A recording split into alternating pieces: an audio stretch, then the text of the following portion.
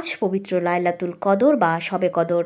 হাজার মাসের চেয়েও শ্রেষ্ঠ রাত এই পবিত্র লাইলাতুল কদর। মহামহিমান্বিত এই রাত মুমিন মুসলমানদের জন্য আল্লাহ প্রদত্ত সেরা নেয়ামত। মহান আল্লাহ এই রাতের মাহাত্ম্য বর্ণনা করে একটি পূর্ণাঙ্গ সূরা অবতীর্ণ করেছেন।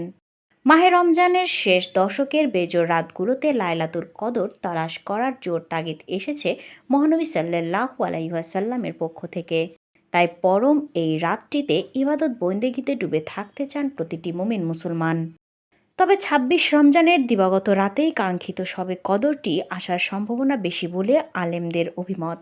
শবে কদর উপলক্ষে ২৭ রমজান সরকারি ছুটি থাকে। তবে এবার দিনটি শুক্রবার পড়েছে। শবে কদরের রাতে পবিত্র কোরআন অবতীর্ণ হয়েছে। এই রাতকে কেন্দ্র করে পবিত্র কোরআনে আল কদর নামে একটি সূরাও রয়েছে। শবে মানে রাত, আর রজনী, আর কদর মানে সম্মান, মর্যাদা, গুণ, ভাগ্য ইত্যাদি। শবে কদর অর্থ হলো মর্যাদার রাত বা ভাগ্য রজনী। শবে কদরের আরবি হলো লাইলাতুল কদর তথা সম্মানিত রাত। এই রাতে মহানবী হজরত মুহাম্মদ সাল্লাল্লাহু আলাইহি ওয়াসাল্লামের অনুসারীদের সম্মান বৃদ্ধি করা হয় এবং মানবজাতির ভাগ্য পুনর্নির্ধারণ করা হয়। তাই মুসলমানদের কাছে এই রাত অতীব পুণ্যময় ও মহিমান্বিত।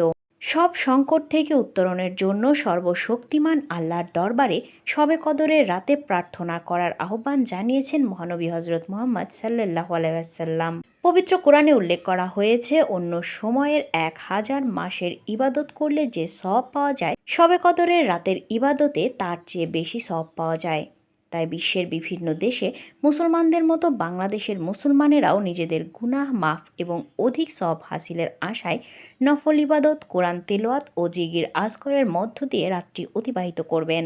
পবিত্র এই রাতে অনেকেই কবরস্থানে গিয়ে স্বজনদের আত্মার মাগফিরাত কামনা করে দোয়া করেন। আজ পবিত্র শবে কদরে মসজিদগুলোতে খতমে তারাবির শেষ হবে।